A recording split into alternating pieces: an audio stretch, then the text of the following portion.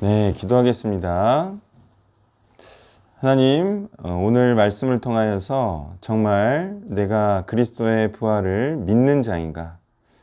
그리스도의 부활을 믿는다는 것이 어떤 삶의 변화를 일으키는 것인가? 분명히 알고 우리가 그리스도의 부활에 동참하는 자로 살기를 원하며 예수님의 이름으로 기도했습니다. 아멘. 네, 오늘 본문 요한복음 20장 1절에서 18절이고요. 먼저 10절까지 교독합니다. 안식 후 첫날 일찍이 아직 어두울 때 막달라 마리아가 무덤에 와서 돌이 무덤에서 옮겨진 것을 보고 베드로가 예수께서 사랑하시던 그 다른 자들에게 달려가서 말하되 사람들이 주님을 무덤에서 가져다가 어디 두었는지 우리가 알지 못하겠다. 베드로와 그 다른 제자가 나가서 무덤으로 갈새 둘이 같이 달려가더니 그 다른 제자가 베드로보다 더 빨리 달려가서 먼저 무덤에 이르다. 구부려 세마포 놓인 것을 보았으나 들어가지는 아니하였더니 시몬 베드로는 따라와서 무덤에 들어가 보니 세마포가 놓였고 또 머리를 쌌던 수건은 세마포와 함께 놓이지 않고 딴 곳에 쌌던 대로 놓여 있더라. 그때야 무덤에 먼저 갔던 그 다른 제자도 들어가 보고 있더라. 그들은 성경에 그가 죽은 자 가운데서 다시 살아나야 하리라 하신 말씀을 아직 알지 못하더라. 이 두 제자가 자기들 집으로 돌아가니라. 아멘. 자, 앞에서는요, 그리스도께서 확실히 죽으셨다. 그런 내용을 말했어요. 그리고 여기서는 그리스도께서 확실히 부활하셨다. 이런 내용을 말하고 있는 거예요. 자, 그 확실히 부활하셨다라는 내용으로 먼저는 돌이, 그 큰 돌이 옮겨졌다. 이런 내용하고요.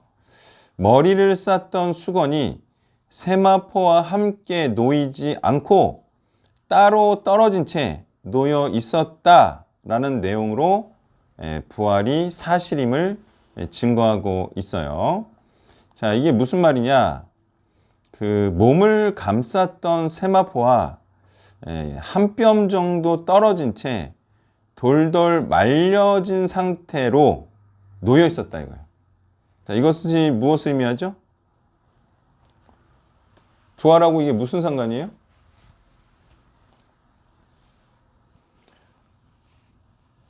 부활을 했으면 이게 이렇게 시체가 이렇게 있다가 이렇게 푹 꺼진 채로 세마포하고 이 돌돌 마른 터번처럼 되어 있는 게 이게 푹 꺼진 채로 이대로 있을 수가 없잖아요. 그 부활체가 아니면 이걸 풀고 나서 뭐 이게 개든가 뭐 이러잖아요. 근데 부활체로 부활을 했기 때문에 이게 통과해서 부활했다 이런 뜻이에요. 그래서 이런 표현, 그러니까 이제 뭐 코리스 이게 이제 따로 옆에 7절에 놓여 있더라. 엔툴리소, 감싸다, 돌돌 말려 있다 이런 뜻이에요. 이런 표현들을 그래서 사용을 한 거예요. 자, 또한 시체를 누가 옮겼다면 유력한 용의자들이 제자들이죠. 근데 이제 제자들마저 의아했다는 내용으로 그리스도께서 부활하셨다는 사실을 증거하고 있는데요.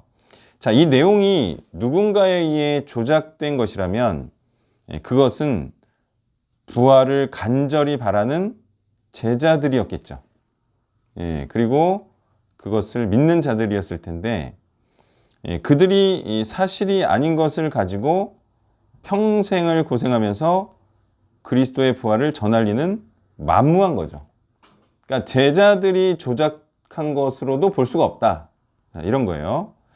자, 그러므로 요한은 지금 그리스도께서 분명하고 확실하게 부활하셨음을 말씀하고 있는 겁니다. 자, 여러분은 이런 내용을 보고요. 그리스도께서 부활하셨음을 믿습니까?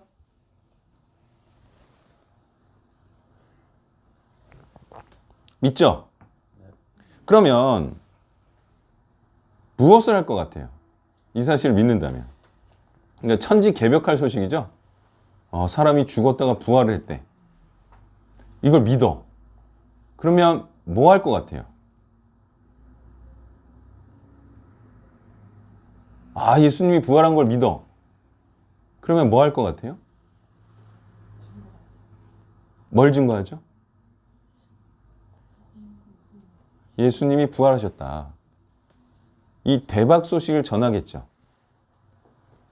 그러면서 예수님께서 생전에 하신 가르침들을 또 전하겠죠. 예수님이 부활하심으로 생전에 하신 말이 다 맞는 게 돼버리니까 그거를 전하는 사람이 되겠죠. 자, 그래서 예수님께서 부활하셨음을 믿는다는 것은 자연스럽게 예수님의 말씀을 전하는 자가 된다는 것을 의미하죠. 매우 자연스럽게. 예. 자, 그리고 어떤 내용을 이제 전한다는 거죠? 그리스도께서 부활하셨다는 내용인가요? 그 내용을 전하는 걸까요? 어때요? 예수님께서 부활하셨다! 이런 내용을 전하는 게 예수님께서 부활하셨음을 믿는 자가 하는 일일까요? 그래서 뭐 어쩌라는 거죠? 예수님이 부활했는데? 사실은 예수님께서 부활하셨다라는 내용만을 전하는 게 아니에요. 그러면 듣는 사람들이 무슨 관계예요? 그래서 뭐 어쩌라는 거야? 이럴 거 아니에요. 그래서 어쩌라는 거죠? 내용이 사실은 예수님께서 부활하셨다가 아니에요. 내용, 진짜 내용은 뭐죠? 예수님이 그동안 하신 말씀이 사실이다. 그 내용이 뭘까요? 축약하면. 아니, 내용이요, 내용.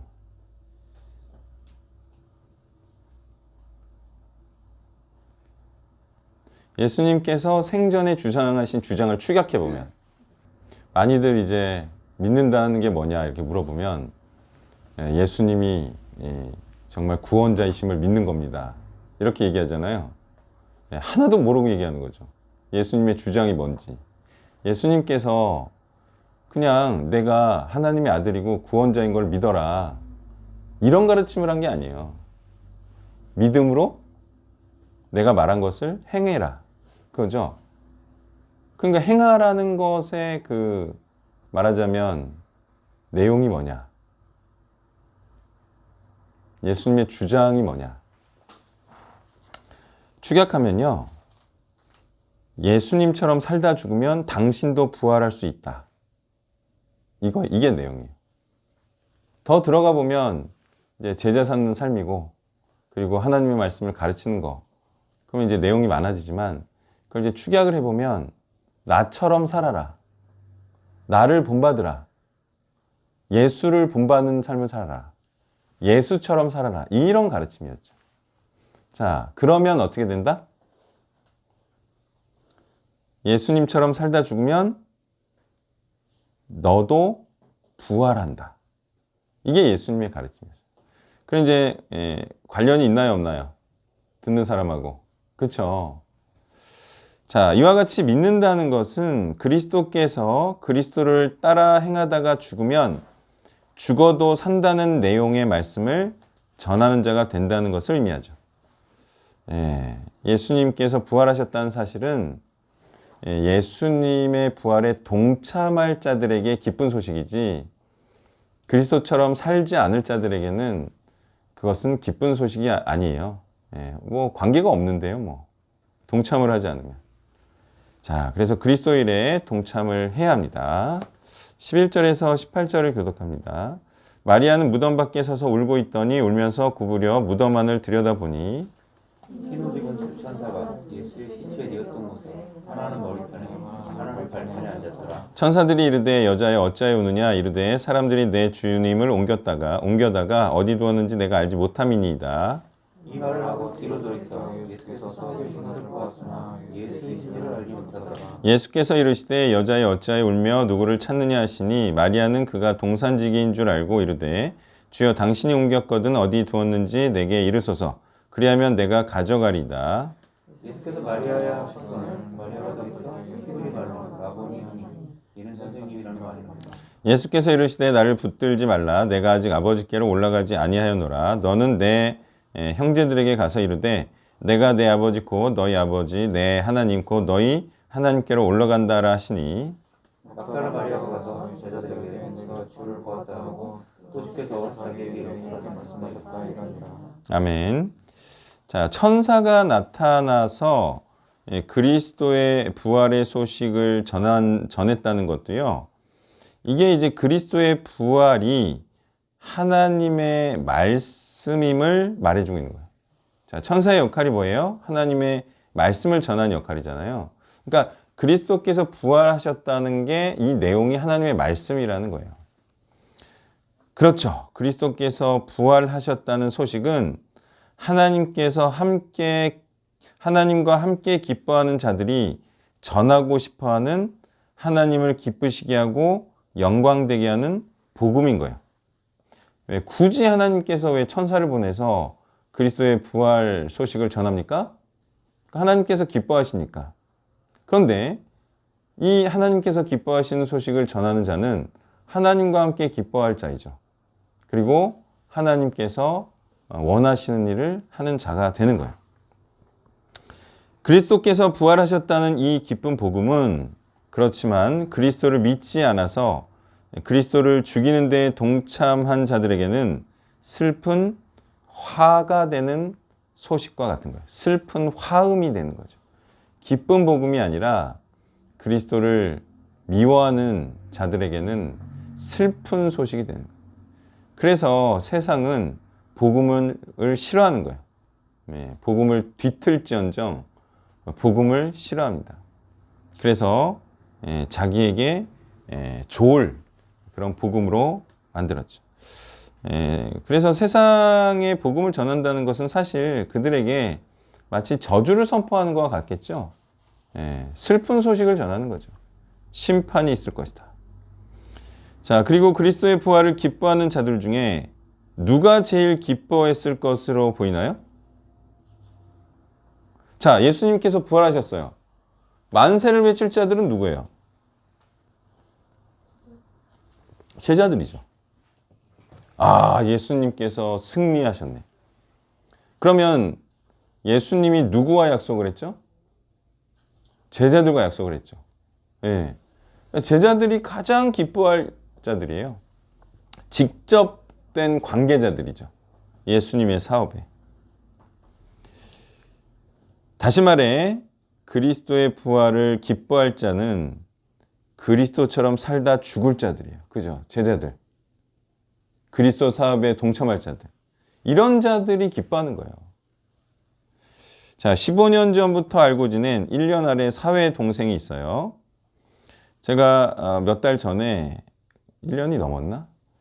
2천만 원을 빌려준 상태에서 1,000만 원을 더 빌려주면서 1,000만 원은 무이자로 빌려주는 대신에 매주 한두 번 점심을 사라.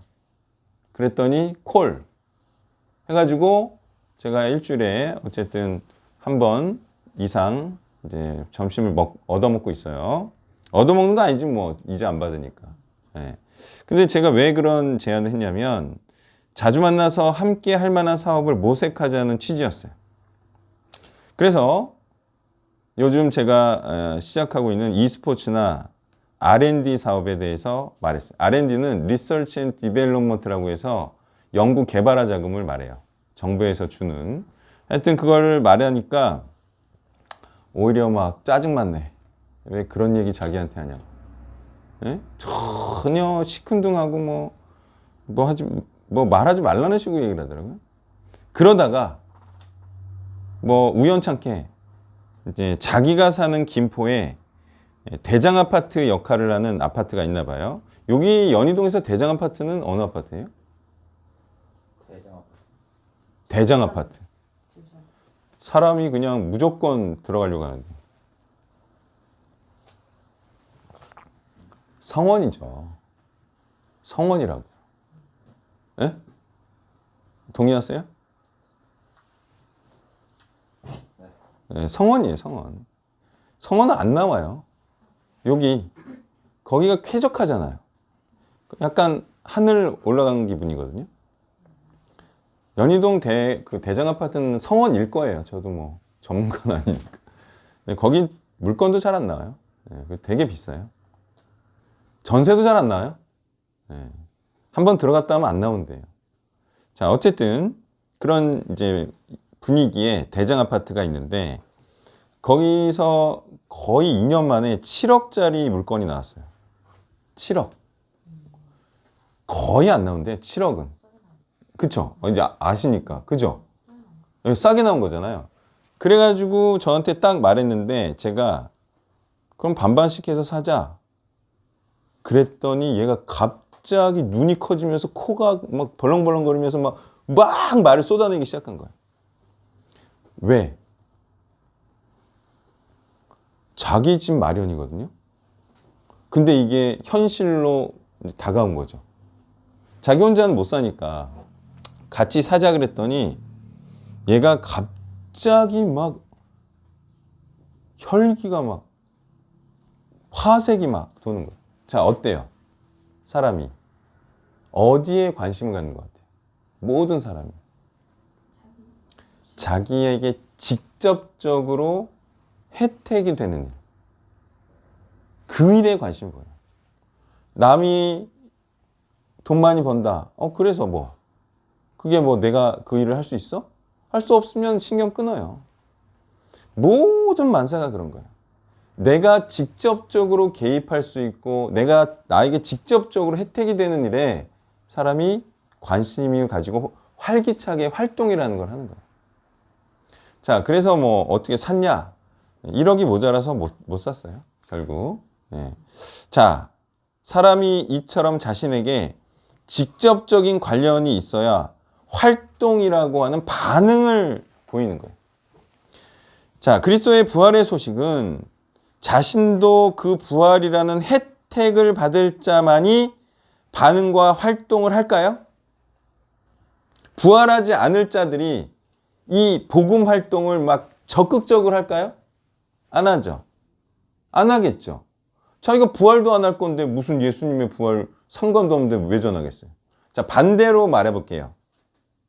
그러면 이 부활의 소식을 활기차게 전하지 않는 자들은 다 어떻게 될 자들이에요?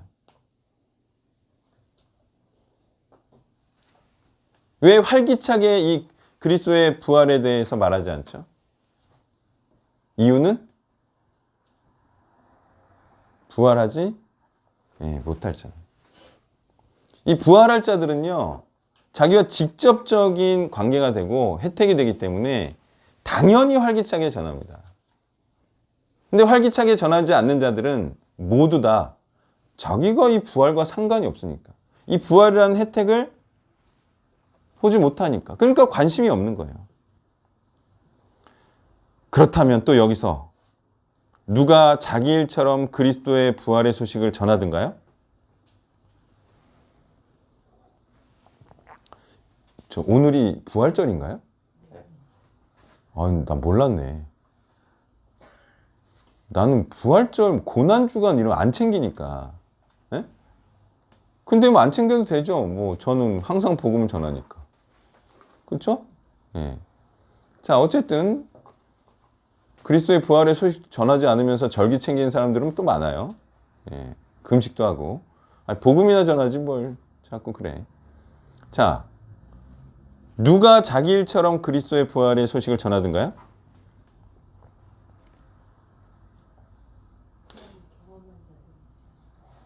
이 말은 곧 누가 부활할 자들인지를 알 수 있다는 거예요. 누가 이 부활의 소식을 자기 일처럼 전하는가를 보면 누가 부활할 자들인지를 알 수가 있어요. 자, 말할 거야 안 할 거야? 누가 자기 일처럼 복음을 전하죠? 복음을 전하는 것을 자기 업으로 삼는 자들이 활기차게 복음을 전해요. 얼마 전에도 홍제역에서 제가 복음 전하는 사람 봤다 그랬죠? 분명히 목사일 거야. 뭐 자기 일도 아닌데 뭘 그렇게 거기서 그렇게 애쓰겠어. 딱 보니까 폼이 목사더만. 자기가 자기 사업을 일으켜야 되니까 거기서 그렇게 수고롭게 예수를 전하고 있는 거예요. 자, 이제 복음 전하는 것을 업으로 하는 사람들은 왜 그렇게 정말 뭐 정말 그 일을 안 하면 안 된다는 식으로 열심히 할까? 왜죠? 하는 일이 잘 되면 그 혜택이 고스란히 자신에게 돌아오기 때문이죠. 자기 일이어야 하지 남의 일을 어떻게 합니까? 하루가 뭐 긴 것도 아니고 시간이 남아도는 것도 아니고. 제가 유튜브 광고인 구글 애즈를 따라 들어가 보니까 클래스 U라는 비즈니스 강의 플랫폼이 있더라고요. 그래서 제가 문의를 했죠. 성경 강의 클래스도 가능하냐? 그랬더니 로봇가 가능하다고 답을 하더라고요. 다시 이제 사람한테 물어봐야죠. 어쨌든 그렇게 답이 왔어요. 그래서 저는 거기서 복음을 전하겠죠. 그래서 복음을 거기서 전해, 강의를 해. 그래서 잘 되면 누가 좋은 거예요? 그 강의가 막 강의료가 한 2만 원으로 하면 잘 돼. 그럼 누구 좋은 거예요? 제가 좋은 거지 뭐. 그러니까 내가 열심히 하겠지. 예? 그러면서 하나님도 좋으시겠죠. 그러면서 이제 또 직접적인지는 모르겠지만 저와 같은 복음을 주장하는 사람들도 좋아하겠죠. 왜? 세력이라는 게 생기는 거잖아요. 그리고 자기들이 주장하는 복음이 옳다고 어쨌든 저한테 또한 지지를 받는 거잖아요. 어쨌든 이게 직접적으로 혜택 볼 사람들이 좋아한다니까요. 유튜브 수익도 보세요. 지금 수익이 7.5달러여서 제가 못 드리지만 이게 한번 100만 원 터져가지고 10만 원씩 다 줘봐. 그럼 어떨 것 같아요? 그때 이제 많이 본다? 그때서야 이제 노력하기 시작하는 거야. 유튜브 보기 시작하는 거야. 열심히 틀어놓고 광고도 시청하고. 근데 지금은 별로 혜택이 없으니까 안 보죠. 솔직히. 예? 직접적으로 혜택이 있어야 사람들이 움직인다고요. 예. 그러니까 그 복음을 전하면 내가 좋을 그럴 사람으로 만들어야 돼요. 뭐 복음을 전해봤자 나한테 뭐 콩고물 하나 안 떨어지던데 그러면은 이건 부활하고 상관이 없는 사람이에요.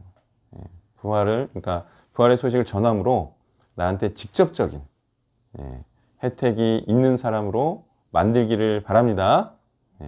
말씀을 정리하면요. 그리스도의 부활의 소식이 나에게는 과연 어떤 의미인가?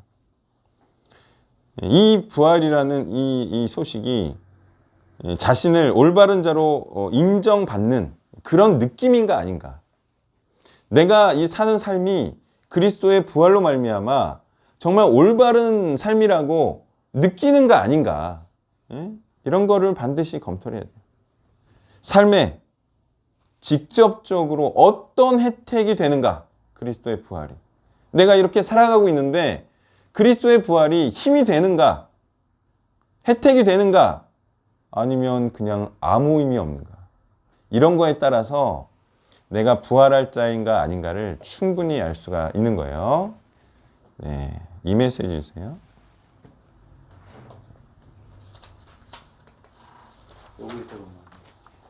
5일자요? 목요일자입니다. 네.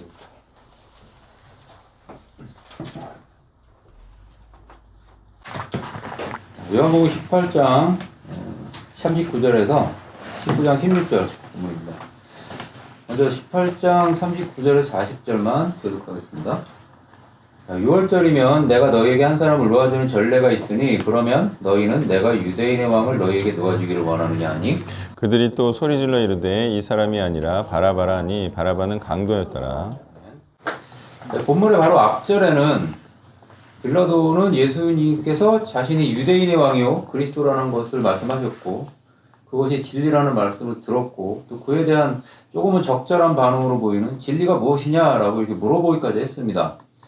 하지만 예수님이 그리스도라는 진리가 자신에게 미칠 엄청난 영향이 실감되었는지 그 앞에서 그렇게 진리가 무엇이냐라고 물었던 물음은 사그라지고 예수가 그리스도가 아니며 죽여야 할 죄인이라는 많은 사람들의 주장에 이리저리 휘둘리는 그런 모습을 보입니다. 빌라도는 모든 것을 다 가진 권세자처럼 행세하지만 실상은 자기 마음대로 할 수 있는 것이 별로 없어 보입니다. 마치 자기의 마음대로 자기의 뜻을 이루며 산다고 많은 사람들이 생각하지만 그저 이 세상 속에서의 역학관계 속에서 그냥 하나의 부속품같이 살아가고 있는 이 시대의 많은 사람들을 잘 보여주지 않는가 생각이 듭니다. 예수님을 믿기는 하지만 세상을 지배하는 자들에게 잘 보이기 위해 이리저리 휘둘리며 살다가 때가 되면 정년퇴직이나 건강을 잃음으로 자기가 그토록 의지하고 잃고 싶지 않았던 세상으로부터의 버려지고 또 잃어버리고 결국은 잃어버리게 되는 이 본디오 빌라도적 인생이 지금 우리 눈에 많지 않습니까? 세상에서 예수님의 말씀이 진리이며 모두가 믿고 순종해야 한다는 것을 선포하는 것은 굉장히 치열한 영적 싸움이구나 라는 생각이 들었습니다. 이 싸움은 내가 죽지 않고 내가 가진 지위와 돈과 인간관계를 하나도 잃지 않으면서 절대 이길 수는 없습니다. 빌라도는 자기가 살기 위해 예수를 죽일 수밖에 없는 처지로 내몰립니다. 나와 가족의 안전과 행복을 잃을 수 있다는 치명적 약점을 극복하는 것은 그것을 잃더라도 다시 회복시키실 하나님의 약속을 결국은 구원해 주실 그 언약을 믿는 수밖에 없는데 빌라도에게는 이런 것이 있을 수 없겠죠. 우리가 매주 사도신경을 외우며 이 로마 총독의 이 이름을 입에 담으면서 내가 그처럼 살고 있지는 않은지 또는 절대 그처럼은 살지 말아야겠다는 다짐도 좀 생각을 해봐야 됩니다. 예수님이 그리스도인지 믿고 진리가 무엇인지 알게 되었다면 확실하게 믿고 행동할 것입니다. 이러지도 저러지도 못하며 살다가 영원한 생명을 놓치지 말아야 될 것입니다. 예수가 그리스도냐 아니냐에서 한 발짝 물러선 싸움은 이제 어디로 가냐? 예수가 죄인이냐 아니냐로 이어집니다. 강도라는 단어가 나오는데 성경의 용례상 어떤 번역이 정치적인 혁명가나 열심당원으로 번역되기도 하지만 성경의 신약성경의 많은 용례상 여기서는 죽어 마땅한 죄인으로 보면 될 것 같습니다. 의로운 구원자이신 예수님이 악한 죄인보다 더한 죄인으로 취급받는 모습이죠. 원래는 바라바를 포함한 강도 3명이 못 박혀야 되는 것이었는데 의로우신 예수님은 강도죄를 범한 2명과 함께 못 박히게 됩니다. 유대인의 전승이 맞다면 강도 바라바는 회심을 하고 구원을 받았을 수 있겠습니다. 그리고 또 한 명의 강도도 예수님과 함께 낙원에 갔을 것입니다. 그런 걸 잘 생각해 보면 죄인들을 위해서 죄인의 모습으로 희생당하시니까 어떤 죄인들은 회개하고 구원을 받는구나 라는 것을 보여주고 그리고 또 그 중에 어떤 죄인들은 끝까지 예수가 그리스도이심을 부인하고 저주하다가 죽는 자들도 있구나 라는 것을 알려줍니다. 19장 1절에서 7절까지 읽겠습니다. 이에 빌라도가 예수를 데려다가 채찍질하더라. 군인들이 가시나무로 관을 엮어 그의 머리에 씌우고 자색 옷을 입히고 앞에 가서 이르되 유대인의 왕이여 평안할지어다 하며 손으로 때리더라. 빌라도가 다시 밖에 나가 말하되 보라 이 사람을 데리고 너에게로 나오나니 이는 내가 그에게서 아무 죄도 찾지 못할 것은 너희로 알게 하려 함이로라 하더라. 이에 예수께서 가시관을 쓰고 자색 옷을 입고 나오시니 빌라도가 그들에게 말하되 보라 이 사람이로다 하며 대제사장과 아랫사람들이 예수를 보고 소리질러 이르되 십자가에 못 박으소서 십자가에 못 박으소서 하는지라. 빌라도가 이르되 너희가 친히 데려다가 십자가에 못 박으라. 나는 그에게서 죄를 찾지 못하였노라. 유대인들이 대답하되 우리에게 법이 있으니 그 법대로 하면 그가 당연히 죽을 것은 그가 자기를 하나님의 아들이라 함이니이다. 아멘. 자, 이 싸움은 누구와 누구의 싸움입니까? 이 양자구도를 잘 보면 예수가 그리스도가 아니면 죄인이라고 하는 쪽이 있고 근데 그쪽은 자기 목숨을 걸지 않아도 이 싸움을 이기게 되네요. 오히려 자기의 그 기득권을 지켜가면서 싸울 수 있다는 거죠.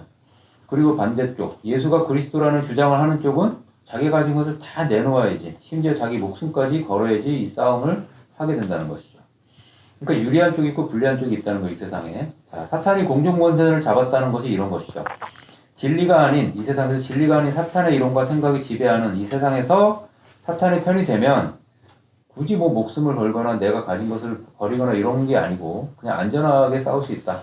반대로 진리를 주장하면 사탄의 이 세상을 지배하고 있는 사탄의 표적이 될 것이니 잃어버리고 버리게 될 것이 많다는 것. 자, 예수님에게 또 채찍질을 함으로 악한 자들의 마음을 달래면 죽이기까지는 안 해도 될 것이라는 이 계산은 어떻습니까? 상당히 잘못된 계산인데 과거에 한 헌법재판소 판례를 한번 읽어보겠습니다. 자, 수감 중 수사나 재판을 받기 위해 이 시설 밖으로 나오는 경우 미결수라고 하는데 그가 이제 이 죄수복, 재소자 의료를 입게 한 구치소장의 행위는 무죄 추정 원칙에 반하고 미결수의 인격권, 행복 추구권, 공정한 재판을 받을 권리를 침해한 것으로 위헌이다. 그러니까 재판정에 죄수복을 입고 나오면 분위기상 유죄 판결을 받을 확률이 커진다는 거죠. 그러니까 여기서 빌라도는 예수님이 초죽음이 된 상태를 보면 저들의 마음이 풀릴 것이라 생각했지만 이 두 가지 잘못된 계산을 하는데 첫 번째는 이 사람들이 자신의 악을 숨기려고 선을 미워하고 죽이려는 이자들의 이 열망이 엄청나다는 것을 잘못 계산한 것이고 두 번째는 사람은 눈앞에 보이는 것, 또 많은 사람들의 대세적인 생각과 흐름, 그 분위기에 쉽게 휩쓸린다는 거죠, 대중이.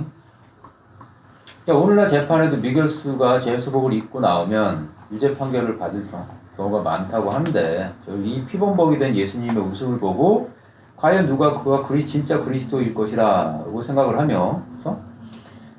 그런 믿음이 안 생기겠죠. 그리고 저렇게 된 것을 보니까 저는 정말 죄인이고 그동안 사기쳤구나라는 확신으로 많은 사람들이 생각이 바뀌어질 것입니다. 얼마 전까지만 해도 호산나 호산나 외치던 자들은 배신감과 중호의 그 분위기에 맞춰서 십자가에 못 박으라는 말을 반복합니다. 저도 얼마 전 분위기에 따라가는 여러 사람들에게 이런 꼴을 당해본 적도 있었는데 참 억울하긴 했지만 그 시간을 버텨내니까 또 바로 잡히는 면도 있고 그렇죠? 결국 분위기는 옳은 것을 이길 수 없으니까 분위기가 아닌 옳은 것을 선택하고 따라야 됩니다. 자, 오늘날 세상의 기조 중 하나는 하나님의 말씀을 조롱하는 기조가 있어요. 그런 흐름, 분위기가 있다는 거죠. 가시관과 자색 옷을 입고 때리는 이런 일은 지금도 많은 사람들의 생각과 인생 속에 또 많은 곳에서 벌어지고 있는 것이죠. 하나님의 말씀을 조롱한다는 거죠.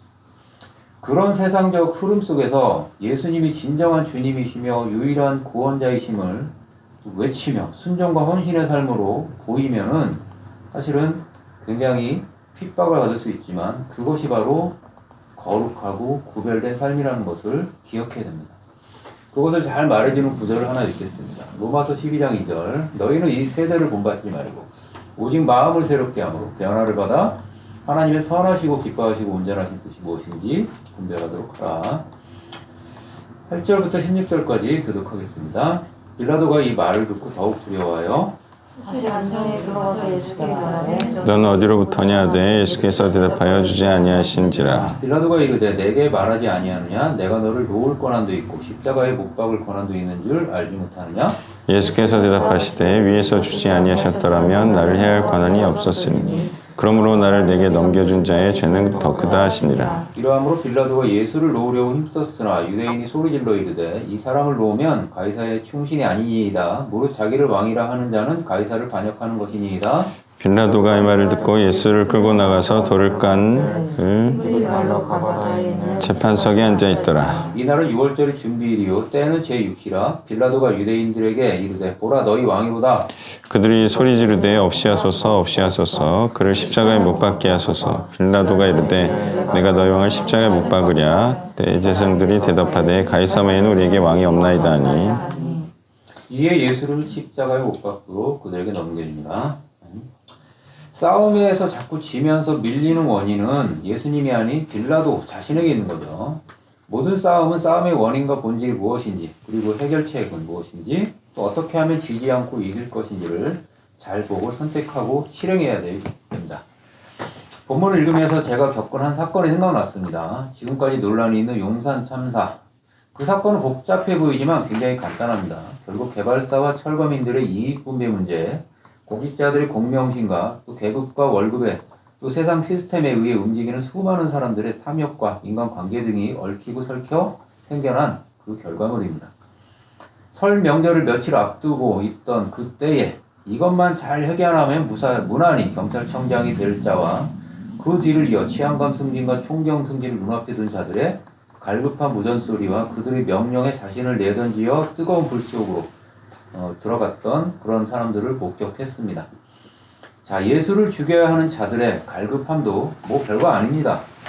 유대 종교이건 로마 권력이건 그들의 명령에 따라 사형을 집행하는 자들이건 또 못 박으라고 외치는 자들이건 너무도 단순하게 다 세상에서의 잘 먹고 잘 살기 위해 자기 것을 지키기 위해 예수를 죽여야 하는 것이지 않겠습니까?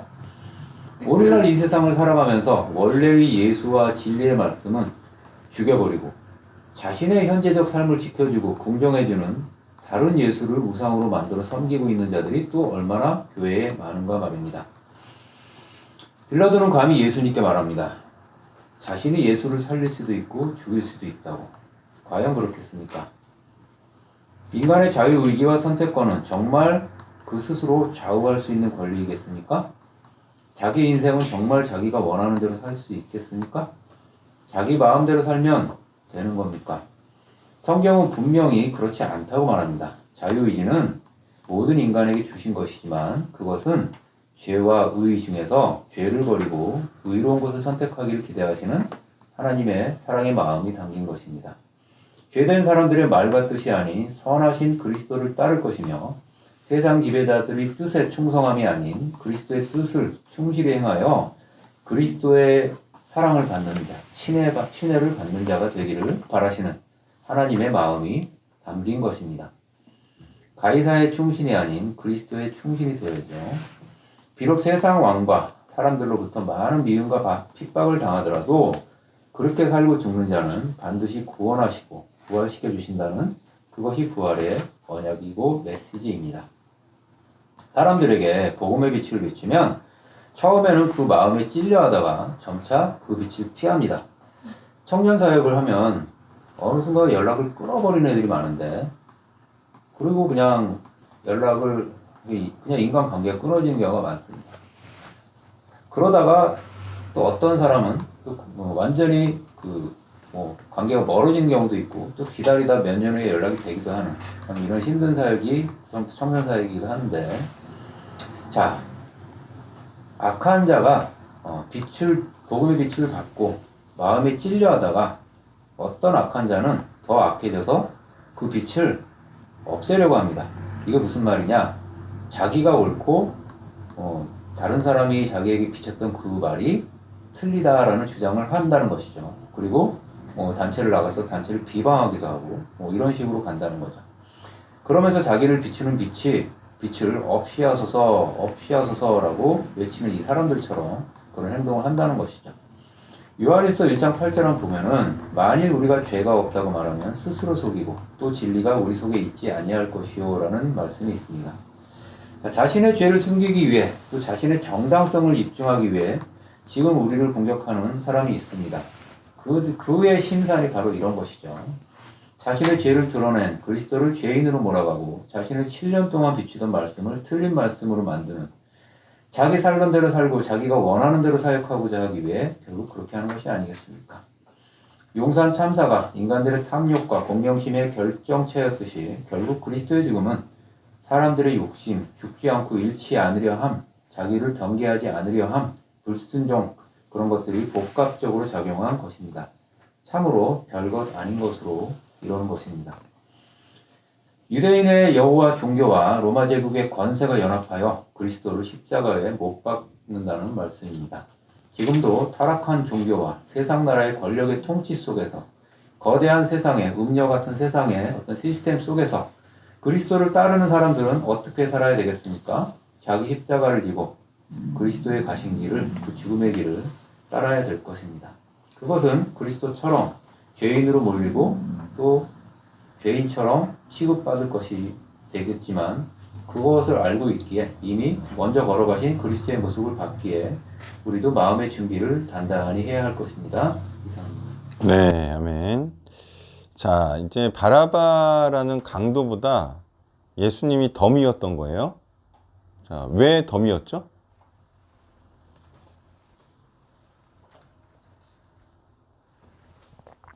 원래 예수님한테 건 죄명도 반역죄 비슷한 거였죠.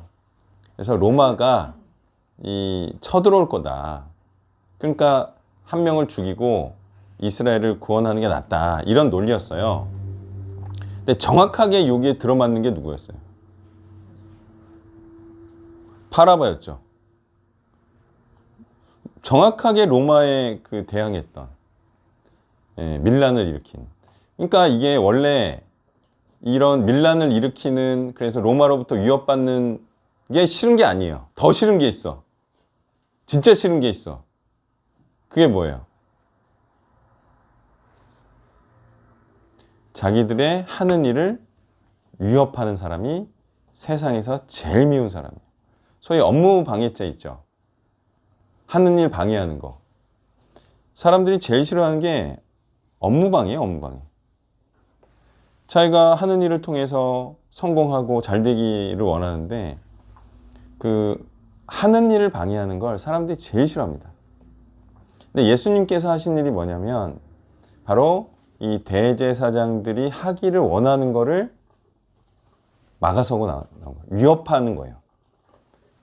그러니까 세상에서 제일 죽이고 싶은 사람이 된 거죠. 예. 그래서 바라바는 대제사장이 하는 일을 정면으로 이렇게 방해하는 사람이 아니에요. 그거는 이쪽 계통이지. 빌라도 쪽이죠, 오히려. 그래서 예수님께서는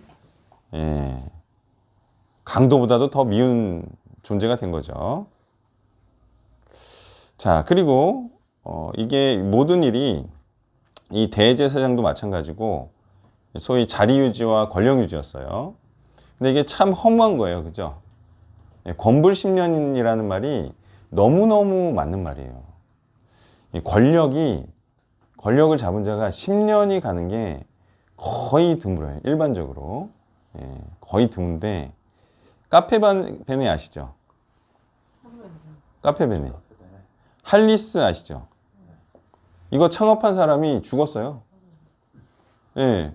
다른 사업 하다가 사업이 안 돼서 죽었어요. 뭐 몇 년 잘 나갔죠. 예. 정말 스타벅스에서 뭐 기획자로 시작해서 할리스 성공하고 카페베네 성공하는 듯 했으나 어쨌든 그 사람의 그 인생 자체가 몇 년 즐겁고 망하는 인생이 됐어요. 예전에 스베누라고 제가 이제 스타를 좋아하니까 스타크래프트 막 대회도 열고 그랬는데 뭐 엄청났죠. 근데 2년 만인가 망했어요. 엄청난 광고비를 쏟아붓고 결국엔 망했는데 그렇게 한번 그냥 훅 한번 떠보려고 한 10년 한번 떠서 지내려고 그러다가 인생 그냥 그대로 그냥 보통 인생 되는 거예요. 왜 그런 쓸데없는 짓을 하냐 이거예요. 사람들이. 잠깐 반짝 빛나다가 그냥 일반인 되는 거예요. 그건 어리석은 삶이에요. 어리석은 삶. 자, 그래서 그렇게 권력을 위해서 살지 말라. 소위 바둑이라는 것도 권좌의 자리가 있잖아요. 그래서 뭐 조치훈, 조훈현을 거쳐서 그 다음에 이제 이창호라는 엄청난 인물이 나왔죠. 이창호가 몇 년 집권했을 것 같아요? 이창호가 15년 했더라고. 와, 그러니까 이제 전무후무한 기록인 거죠. 근데 그 어떤 뭐 스포츠계나 뭐 어디에서든 10년 이상을 권력을 유지한 사람이 거의 없어요. 이세돌도 어마어마하죠. 이세돌도 5년인가 밖에 안 돼요. 그 엄청난 이세돌도. 구리도 10번기를 이기고. 예. 그러니까 그 권력을 위해서, 자리를 위해서 사는 사람들은 정말 그 한 치 앞도 못 보는 상 어리석은 사람이에요. 자, 그 다음에 이제 그 1절을 보면 빌라도가 예수님을 채찍질하고 놔주려고 하잖아요. 그러니까 잘못 짚었다 이거예요. 뭘 잘못 짚었어요?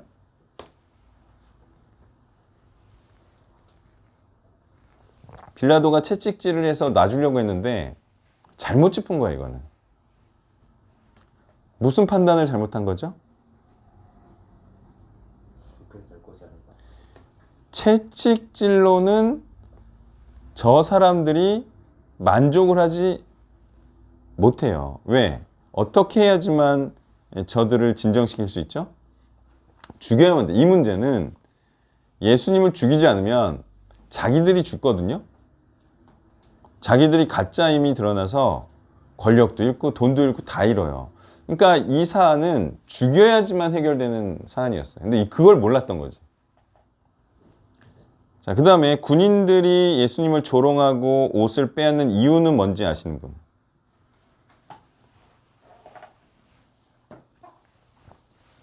이유. 정확한 이유. 정확한 이유가 예수님이 주장한 것이 틀렸다라고 생각해서 조롱하는 걸까요? 아니면 다른 이유가 있을까요?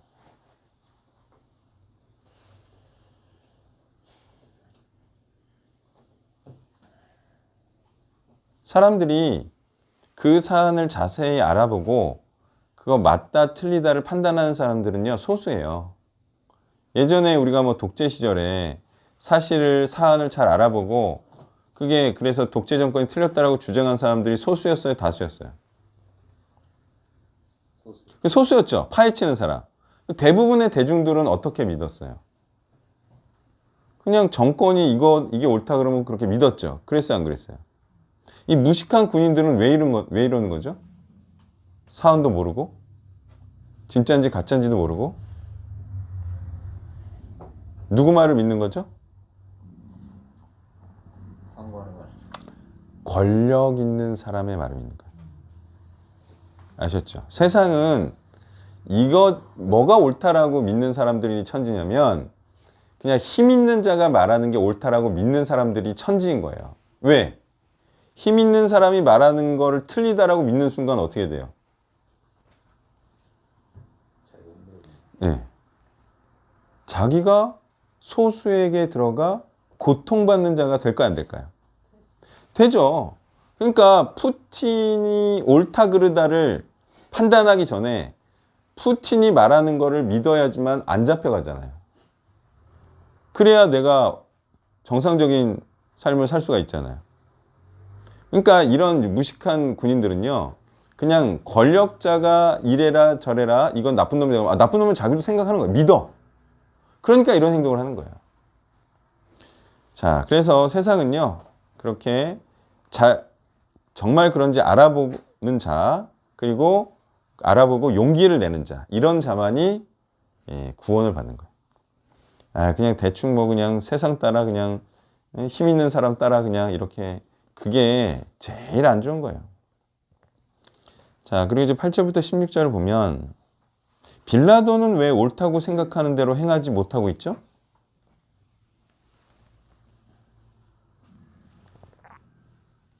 이것도 정확한 이유를 아시는 분. 빌라도가 죄가 없다고 생각했잖아요, 예수님이. 근데 죄가 있는 걸로 처분을 하죠. 왜 그랬을 것 같아요?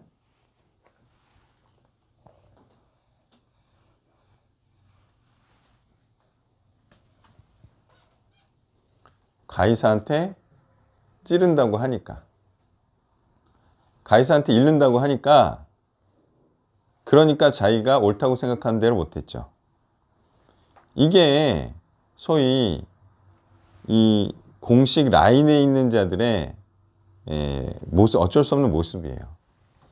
자, 지금 이제 검찰 개혁, 검수완박 한다고 하죠. 검찰 수사권 완전히 박탈인가요? 그렇게 한다고 하는데, 어제 이제 안산 올라가서 그 등산 동호회 아저씨가 얘기하잖아요. 이 바보 같은 정치인들 검수완박해봐야 뭐 경찰이 또 뭐 정권에 충성할 건데 뭘 그렇게 하나? 오히려 경찰이 다 뒤질걸?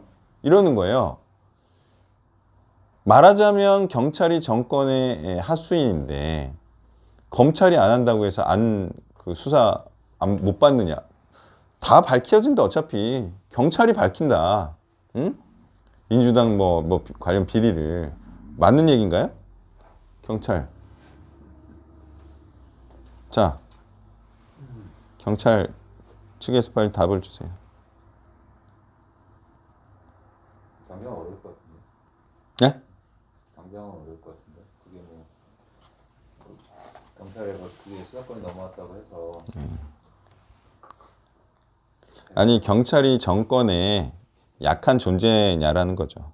그건 맞죠. 제가 볼 때는 200% 충성해요. 말 안 해도 그냥 원하는 사람 잡아 넣어. 얼마나 정권에 약한지 아세요? 예, 그냥 뭐 껍벅 죽지 뭐. 제가 최근에 이게 뭐 이제 좀 국회의원하고 좀 연결하려고 했잖아요. 무지하게들 좋아해요. 아니, 줄 하나 잡는데 그러면은 뭐 완전 왔다지 왔다. 그 공식 권력 라인에 있는 사람들 있잖아요. 그냥 위에 줄 하나 잡으려고 아주 용을 써요. 못 잡아서 그렇지. 다시 말해서 이 빌라도가 정말 옳다고 생각하는 대로 살지 못한 이유는 바로 그런 자리 유지와 출세를 위함이죠. 다시 말해서 어떤 야망, 자신이 높아지고 돈을 벌고 뭐 하여튼 이런 야망이 있으면요, 옳다고 생각하는 대로 살지 못하나요? 그쵸. 야망이 있으면요, 자기가 옳다고 생각하는 대로 살지 못하고 끌려가요.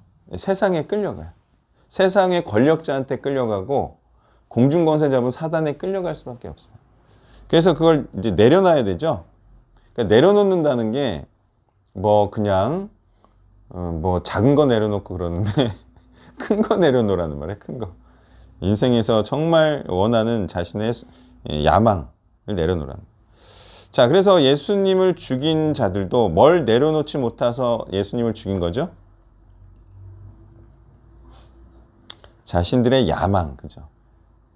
계속 세속적인 권력을 잡고 싶은, 그리고 거기서 나는 돈으로 호의호식하고 싶은 그런 야망을 내려놓지 못해서 그 야망에 걸림돌이 된 예수님을 이제 죽인 거죠. 자, 결국 내려놓으라는 것은요, 자신의 세속적 계획을 내려놓으라는 거예요. 그리고 우리가 뭐 한 2번 겪었듯이 이것도 내려놔야 되는 건 게 맞는지 한번 생각해 봐주세요. 남자는 여자도 내려놔야 되고 여자는 남자도 내려놔야 될까요? 하나님 앞에? 왜? 이게 보면은 진짜 여자를 위해서 자신의 신념도 내려놓더라고요. 포기하더라고요. 와, 깜짝이야. 남자가 이 여자를 얻기 위해서는 신념뿐만이 아니라 그냥 종교도 바꾸더라고요. 맞나요? 여자도 좋아하는 남자를 얻기 위해서 종교 바꾸는 거 봤어요? 못 봤어요? 바꾸죠? 그러니까 이것도 내려놔야 돼요. 그러니까 모든 것을 내려놔야 된다는 게 너무너무 맞는 얘기예요. 그리고 또 여자들은 또 그 남자의 예수님을 사랑하는 것까지도 뺏어가려고 그러더라고요. 질투가. 와, 질투가 뭐 거기까지 가더라고요. 예수도 사랑해, 나도 사랑해. 그러니까 나도 사랑 안 하면 결혼 안 할 판이야. 와, 여자의 질투가 거기까지, 하늘까지 가더라고. 예. 그러니까 이제 그런 이제 위협에 정말 모든 것을 내려놓지 않으면 결국 자기가 옳다고 생각하는 그리스도를 따르는 삶을 살 수 없다. 예. 분명히 인지해야 됩니다. 네, 발표를 시작해 주세요. 죄송합니다. 준비를 못했습니다. 네, 점프. 그 다음에 해주세요. 요한복음 19장 34절 토요일 본문입니다. 34절부터 37절 말씀까지 봤습니다. 요한이 이제 예수님의 십자가의 처형과 죽음이 이제 말씀의 성취임을 증언하고 있습니다. 신문부터 십자가의 처형까지 전 과정을 지켜보고 이 모든 것이 역사적인 사실이고 말씀의 성취라는 것을 확신하고 증언하고 있는 것입니다. 구약의 말씀대로 연결하고 또 찾아보고 본인이 직접 확인했기에 이렇게 말할 수 있는 것입니다. 어제 이제 강준호 간사님의 유튜브 채널 중 십자가의 놀라운 비밀이라는 메시지를 들었습니다. 구약 속에 예수님의 십자가를 예표했던 사건, 방대한 역사 속에서 벌어졌던 유월절, 초막절, 신약의 의미가 맞아 떨어지는 것, 유월절 절기와 안식일의 시간이 맞아 떨어졌던 그런 기가 막힌 스토리를 설명하시면서 예수님의 십자가와 부활이 얼마나 앞뒤 스토리가 딱 맞고 흥미진진한 것인지를 증거하는 메시지였습니다. 마치 요한처럼 말입니다. 구약 속의 예수님 그리고 신약으로 말씀을 성취하시는 예수님을 구약과 신약을 연결시키며 말씀에서 뺄 수 있다면은 영화보다 더 탄탄한 예수님의 스토리에 놀라서 요한처럼 강중 간사님처럼 증거하게 되는 것 같습니다. 마블의 히어로 영화를 보면 그 방대한 스토리를 만들고 각 편의 연결고리가 있고 앞뒤가 맞추어야 하는 것을 보게 됩니다. 성경의 스토리도 마찬가지인 것 같습니다. 구약과 신약의 말씀을 확인하고 발견해가는 과정이 결코 쉽지만은 않지만 이것을 해야 하는 이유는 말씀을 하나하나 맞추어가고 이제 깨어가는 사람만이 믿음의 성장이 있고 굳건하게 되어서 흔들리지 않는 확신함으로 전하는 사람으로 살아가게 되기 때문입니다. 또 한 가지 이런 방대한 작업들을 정리하고 요약해서 말씀을 손쉽게 접하고 또 확인할 수 있는 방법들이 훨씬 지금 시대에는 많이 열려있다는 생각이 듭니다. 시간이 좀 부족하기 때문이 아니라 또 복음으로 인해서 시간이 부족하기 때문이 아니라 이러한 말씀으로 인해서 좀 자신의 방식과 좀 가치관을 바꾸는 것이 싫어서 거부하는 것도 좀 크다는 생각이 들었습니다. 이상입니다. 네, 그 말씀이 성취되었다. 예수님에 의해서 구약의 말씀이 성취가 되었다는 것은 이제 구약에 있었던 내용하고 예수님께 있었던 내용하고 이게 뭔가 원리적으로 맞아떨어진다. 이런 이제 얘기인데 이게 이제 평행이론이죠. 왜 구약에서 있었던 일이 신약에도 그대로 비슷한 원리로 일어날까? 그러니까 다윗이 배신을 당했잖아요. 예수님도 왜 가까운 자로부터 배신을 당할까? 뭐 이런 거. 왜 이 자꾸 비슷한 일이 반복되면서 일어나는 거죠? 구약에서도 하나님의 말씀을 행하는 의인들이 자꾸 쫓겨나고 핍박받고 오히려 죄인 취급을 받고, 그죠? 이런 일이 계속 반복되는 거예요. 예수님 때도 그랬고. 왜 이런 일이 일어날까요?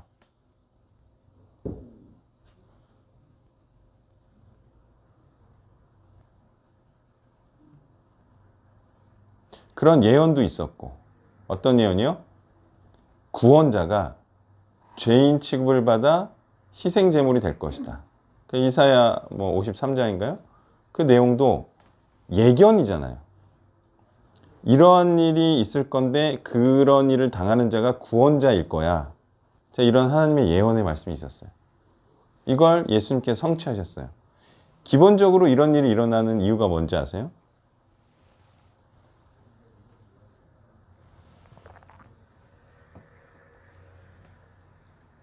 세상은 악하고 의인은 소수고 세상은 의인을 죄인으로 만들어 죽이려고 할 테니까. 그러니까 이런 일이 일어나면 그런 일을 당하면서 결국 구원을 일으키는 자가 바로 하나님의 말씀을 이루는 자가 되는 거죠. 구약의 일을 또 이루는 자가 되는 거고 일어나게 하는 자가 되는 거고. 기본적인 원리는 뭐라고요? 세상이 악한 것과 또 의인이 소수이기 때문에 일어나는 일인 거죠. 자, 그래서 이제 이러한 내용을 알려면 누가 의인인지, 누가 하나님의 뜻을 이루는 자인지 알려면 뭐가 필요하다? 저 사람이 하나님의 의인으로서 희생, 제물이 되는 사람임을 알려면 뭐와 뭐를 매치시켜야 돼요? 구약과 지금 일어나고 있는 일을 매치를 시켜야죠.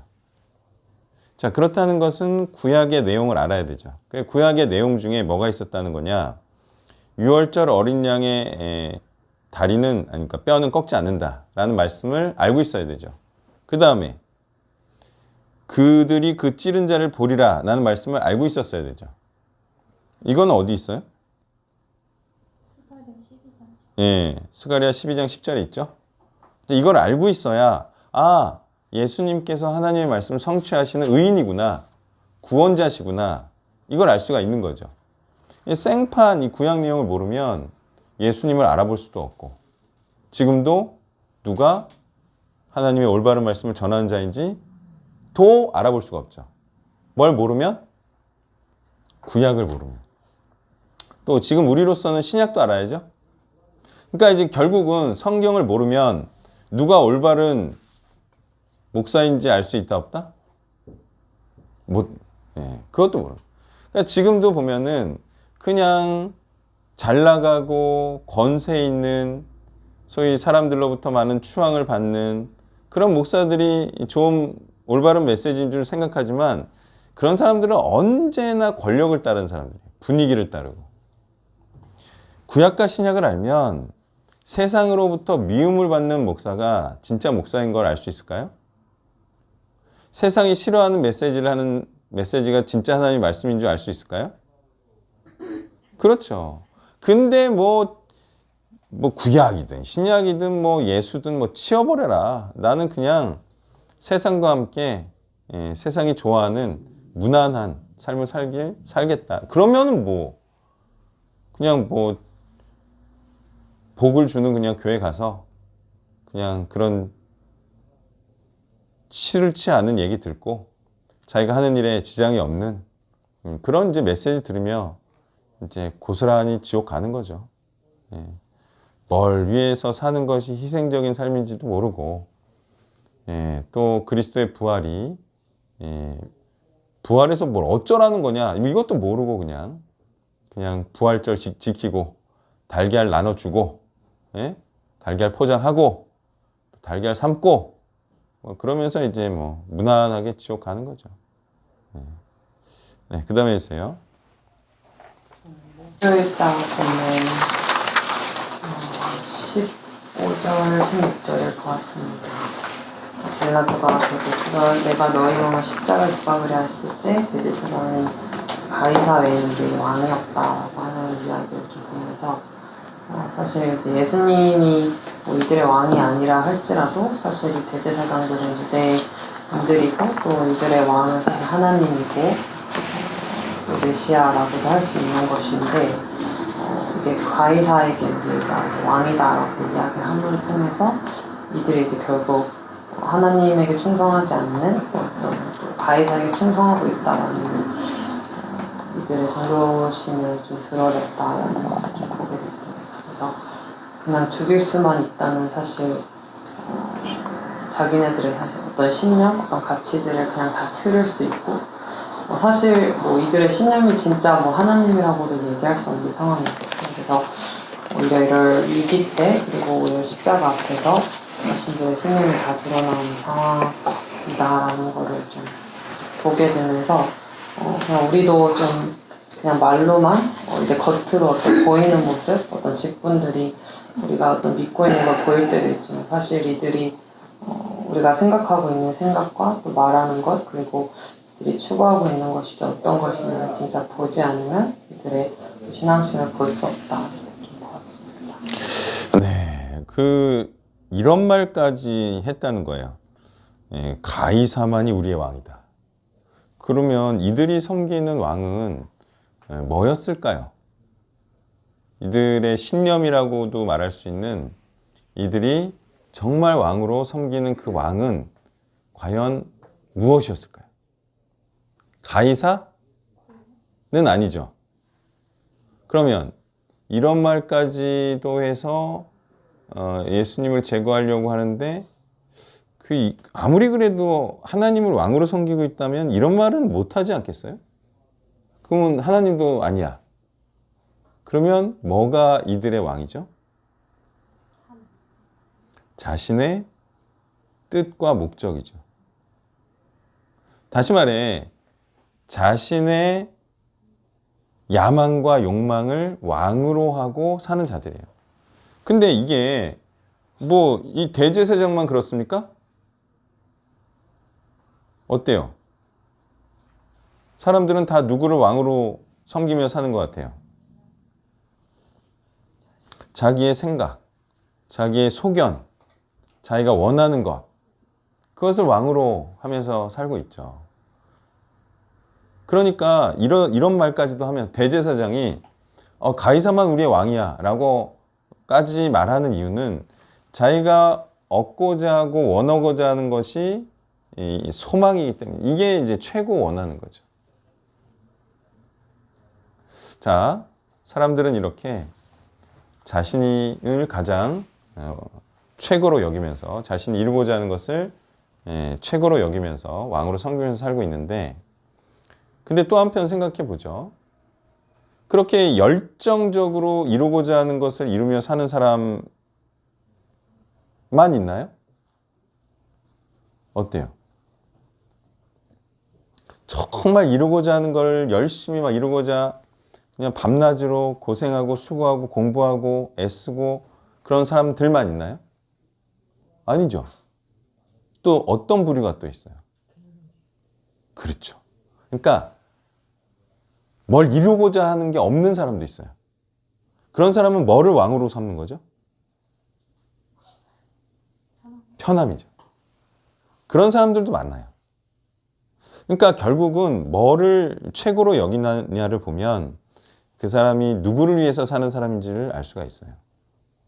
그러니까 하나님을 위해 산다는 것은 하나님의 뜻을 위해서 자신을 희생하면서까지 바치면서까지 하나님의 뜻을 추구해 하나님을 섬기는 거지.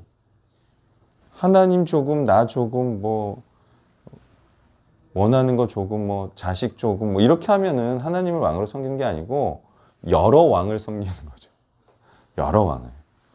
예, 근데 뭐 가장 강력한 왕은요, 그냥 뒷동산에 올라가서 자기 소원 비는 거, 그게 가장 강력한 왕이에요. 그게 가장 강력한 우상숭배예요.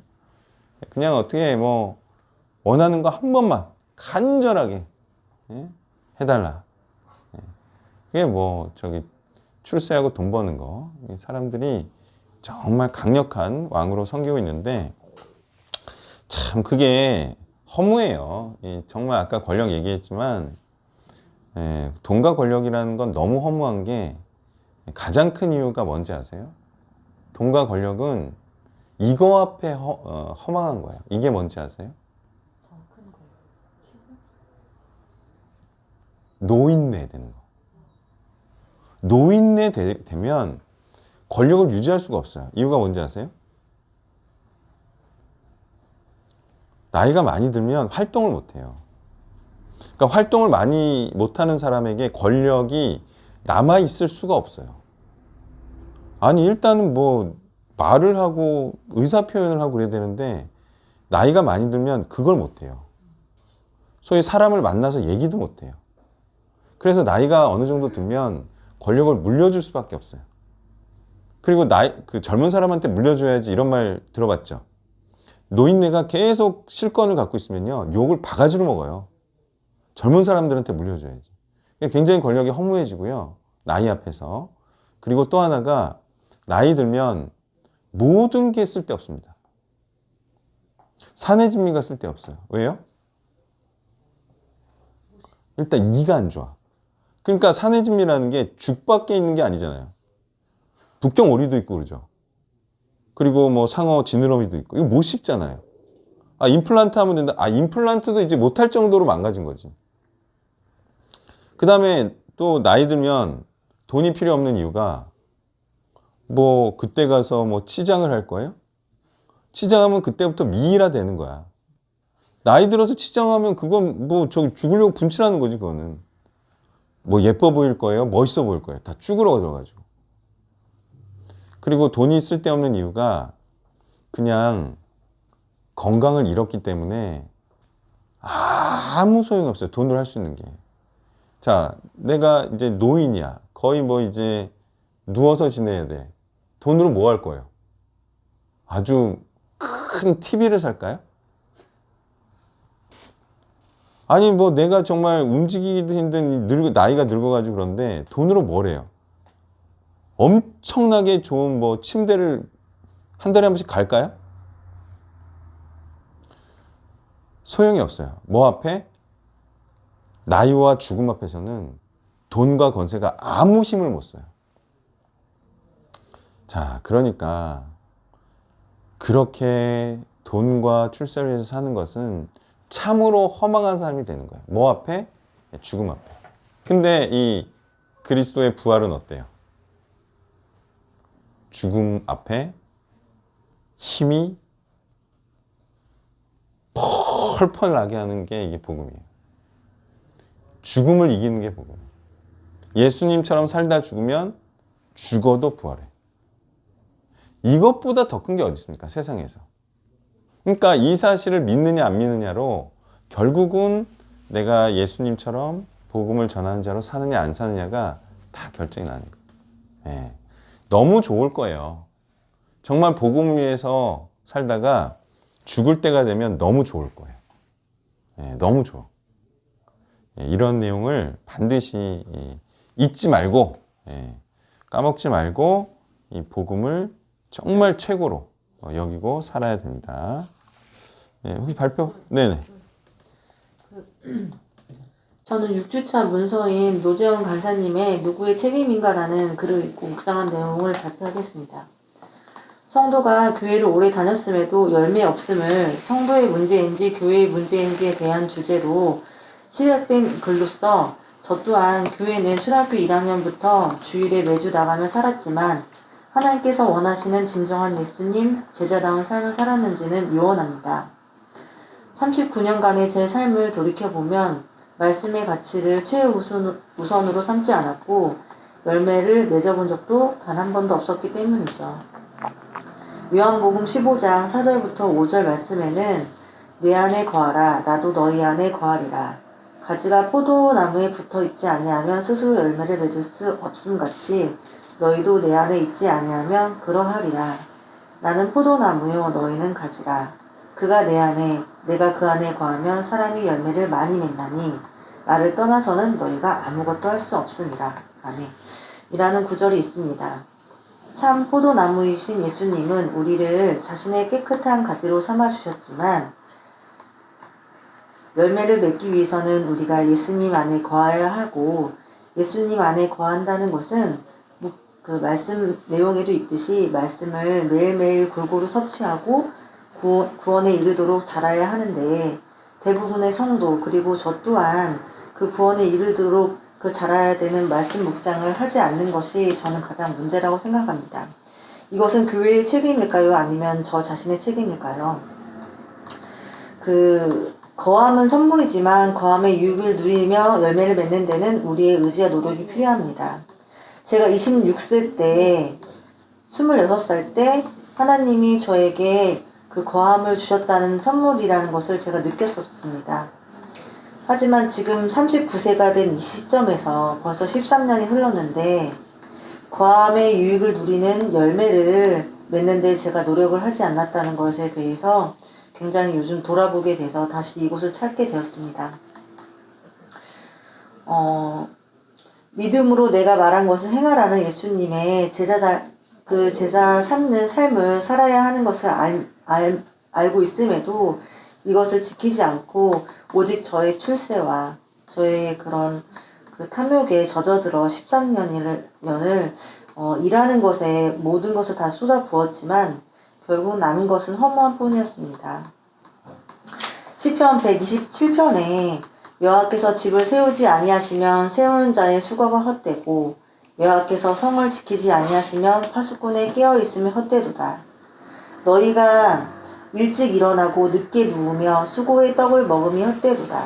그러므로 여호와께서 그의 사랑하시는 자에게 잠을 주시도다 라는 말씀을 해주셨는데 제가 그 13년을 돌이켜보면 정말 새벽에 일찍 일어나고 그래서 출근을 하고 일을 열심히 하고 저는 늦게 퇴근했지만 물론 권력이라는 것을 그러니까 명예를 얻었다고 생각할 때도 있었습니다.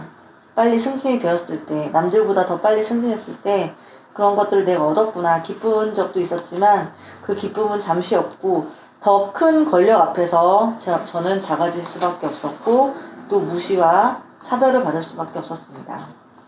그리고 무엇보다도 저에게 주신 사랑하는 딸이 지금 8살인데 8년간 단 하루도 이 아이를 정말 사랑하지만 이 아이를 얻은 이후에 잠을 제대로 잔 적이 없습니다. 하나님께서는 시편 127편에 사랑하는 자에게 잠을 주신다고 하셨는데 저의 행동과 그런 하나님을 따르지 않는 삶, 그리고 열매 맺지 않는 삶으로 인해서 제가 8년간 이렇게 고통당했나 싶었습니다. 그런데 놀라운 것은 제가 이 말씀 사역이 중요하다는 것을 느끼고 이 이제 센터에 다시 와서 근 2주간 이 말씀을 또 열심히 공부하고 큐티를 다시 시작하고 난 이후에 우리 사랑하는 딸이 새벽에 보통 10번 정도 깨요. 그 8년간 10번 정도 깨는 고통을 아십니까, 여러분?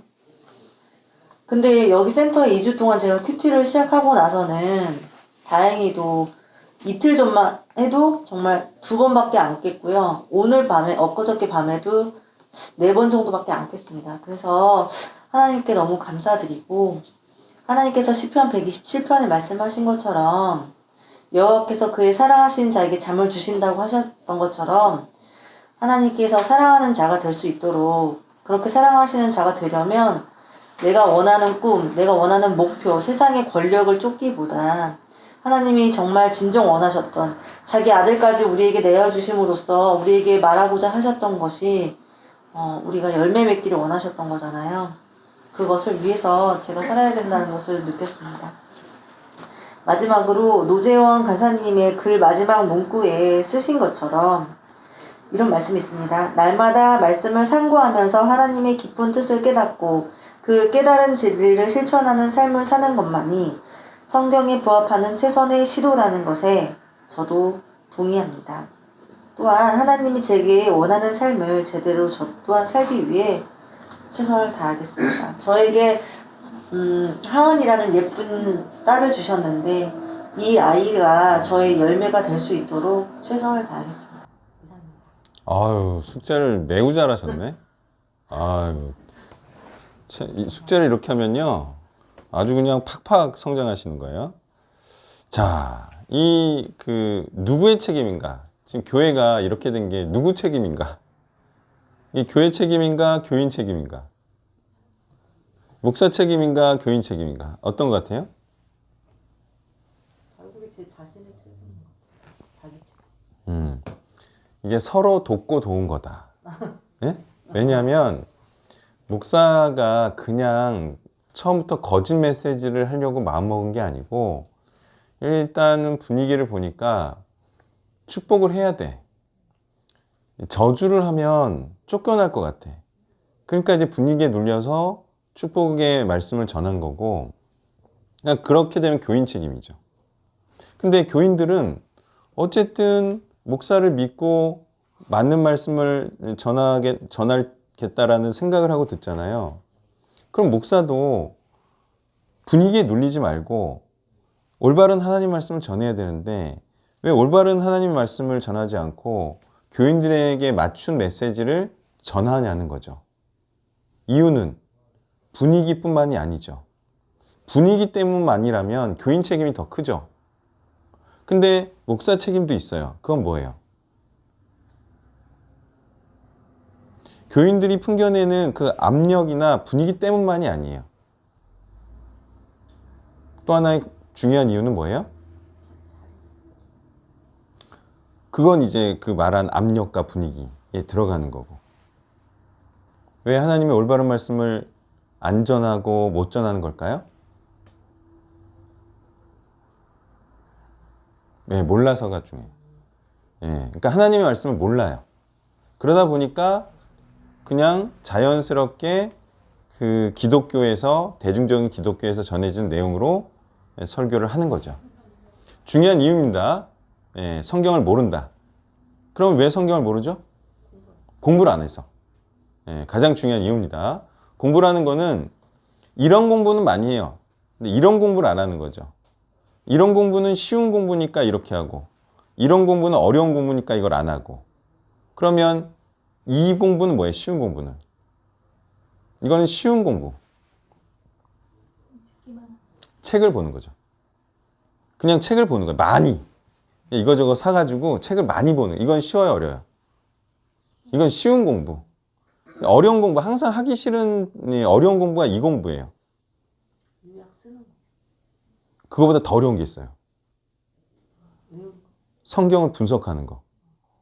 성경을 한 구절 한 구절 보면서 전체적인 이제 스토리도 읽어내면서 배경 연구도 하고 원어 연구도 하면서 이 성경의 흐름에서 도대체 뭘 말하려고 하는 거, 이거를 계속 장기적으로 이 66권을 끝까지, 처음부터 끝까지, 이게 어려운 거예요. 그러니까 이걸 하는 사람들이 거의 없잖아요. 그런 사람들이 주석 쓰는 사람들인데 요즘 주석 쓰는 사람들 볼 수가 없잖아요. 설교만 하지. 그러니까 설교가 이런 식으로 성경을 연구해서 하면 모르겠는데 이렇게 이제 1장 1절부터 쭉 연구해서 하는 게 아니고 그냥 어느 구절 택해서 많은 책을 이제 도입해서 하다 보니까 쉬운 쪽으로 자꾸 가는 거예요. 그래서 제가 몇 번 말했죠. 전도사들이 설교문을 작성하는 걸 보니까 그냥 전날에 어느 구절을 택해서 거기에 맞는 얘기를 막 이렇게 다 넣는 거죠. 성경 안으로 들어가지 않고 성경 밖에서 그 구절을 말하는 거죠. 그렇게 계속 하다 보면 설교를 많이 했지만 성경은 모르는 그런 사람이 당연히 발생합니다. 당연히. 성경을 연구한다는 이제 소위 학자들도 성경 전체를 연구하는 사람은 없어요. 그죠? 박사학위 따려면 어떻게 해야 돼요? 마가복음만 연구하는 거예요. 그러니까 관련된 구절만 하고. 그러니까 전체 박사는 없겠죠. 전체 박사는 없다고요. 성경 연구가 중에. 그런 분들은 예전에 주석가들, 그런 분들은 있죠. 근데 그것도 신약과 구약 주석가로 나뉘고 하여튼 난리 나요. 그러니까 전체를 전반적으로 연구하지 않으면 결코 성경은 알 수가 없어요. 그렇기 때문에 이런저런 메시지가 판을 치는 거고, 다시 한번 뭐 이만희 목사 얘기하자면 그 양반도 그냥 얕게 들어간 거예요. 얕게. 연구를 깊게 들어가야 되는데 뭐 원어를 안 보니까 뭐. 그러니까 이제 얕게 들어가서 그렇게 하는 거니까 그것도 뭐 대단한 건 아닌데 뭐 대중적인 기독교보다는 낫다 그랬어요, 제가. 뭐 잠깐 본 거지만. 자, 그 다음에 그리스도 안에 있다는 것은 뭘 의미하죠? 그렇죠. 열매를 많이 맺는다는 걸 의미하죠. 그러니까 나는 열매를 많이 못 맺는다. 그러면 그리스도 밖에 있는 거예요. 간단해요. 자, 근데 이제 시간은 많이 걸려요. 시간은 많이 걸리지만 어쨌든 열매를 많이 맺는. 이게 많이 맺는다는 것도 아브라함처럼 인생에 한 명 낳아도요. 그 자식이 또 자식을 낳으면 많이 맺는 거예요. 그런 의미에 많이 맺는 거지. 뭐 내가 살아생전에 뭐 제자를 많이 만들어야지만 그리스도 안에 있는 거다. 이런 의미는 아니고. 자, 그 다음에 제가 최근에 또 생각한 건데 뭐가 과연 행복이냐? 자, 이게 행복이다. 이건 세상 사람들이 말하는 거하고도 다소 좀 일치하는데 많은 경우 사람들이 이걸 알아요. 이게 행복이다. 자, 저기 하와이 가서 모히또 먹는 게 행복이 아니에요. 그죠?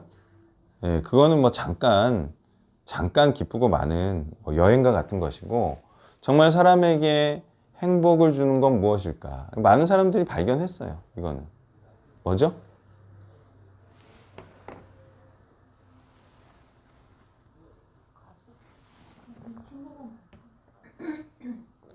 아니요. 친구 많다고 해서 행복을 느끼진 않고요. 뭐 이제 사랑하는 사람이 많으면 결국 그게 행복감을 준다. 그런데 그거는 또 이제 뭐 노년의 얘기고 사람이 소위 그 장성한 기간 열심히 그 일하고 또 자기가 열심히 활동하는 기간에서 이게 행복감을 준다라고 많은 사람들이 일치하게 말하는 거예요. 이게 행복이다.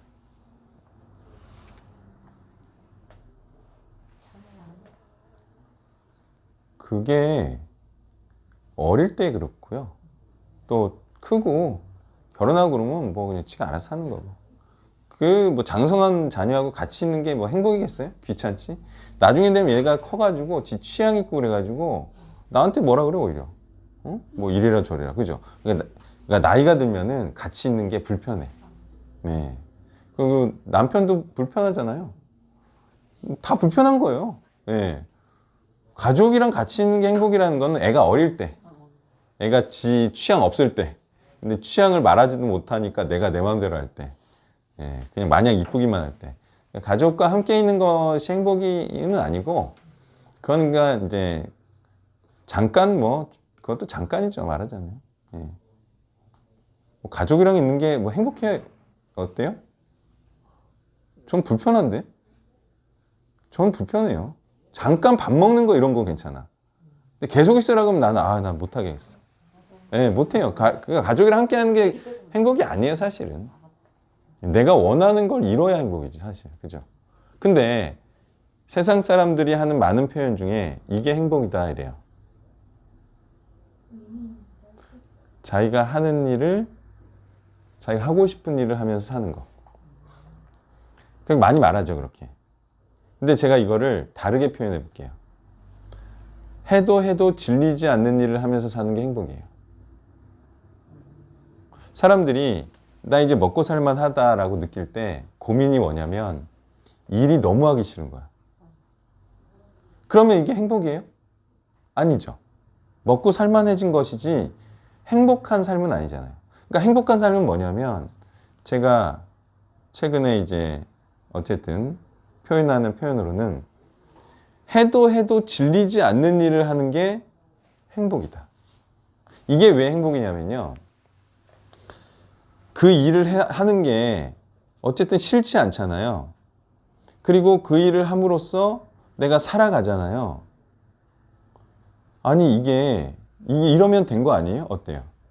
그러면 된 거죠. 내가 싫어하지 않는 일을 계속하면서 살 수 있으면 뭐 그걸로 가장 중요한 것은 충족이 되는 거 아닌가요? 아니 뭐 저기 5성급 호텔 가서 뷔페 매일 먹어야 돼요?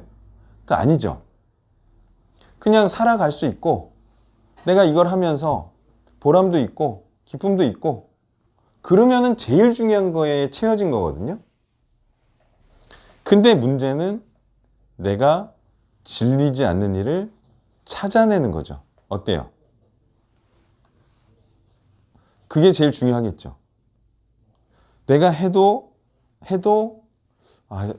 이 일을 하는 게 너무 싫지 않은, 해도 뭐 오히려 기쁜 그 일을 찾는 게 최고의 인생이 되는 거예요. 근데 그런 일을 찾기가 참 힘들죠.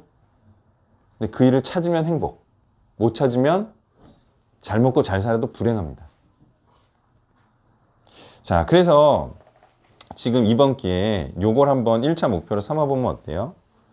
딸을 양육하는 거. 그쵸?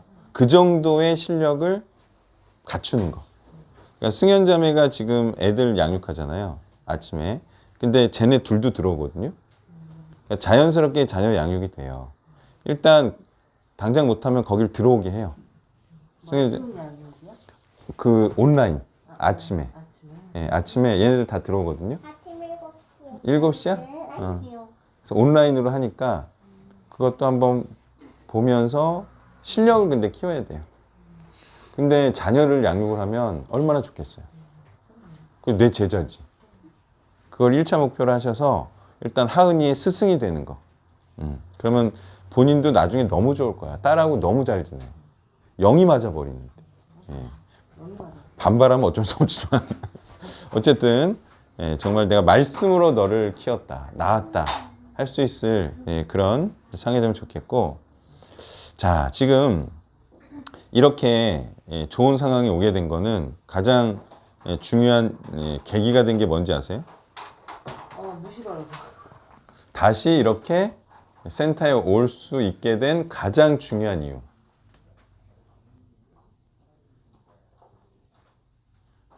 말씀을 다시 가까이 하고 이렇게 세상과 세상의 어떤 야망을 위해서 야망을 잠시 쉴 수 있었던 가장 중요한 이유. 휴직이 엄청나게 좋은 거야. 그 애기 양육하기도 너무 좋은 거야. 근데 이걸 휴직하기 전에는 왜 휴직을 안 하냐면 질주해야 돼서 그래요. 내가 한 해를 쉬면 이게 승진이 몇 년간 늦춰질 수 있어요. 이 고가 점수가 3년치가 들어가니까. 그래서 휴직을 사람들이 안 하는데 어떤 이유에서든 휴직을 딱 하면 이게 얼마나 좋은지 알아.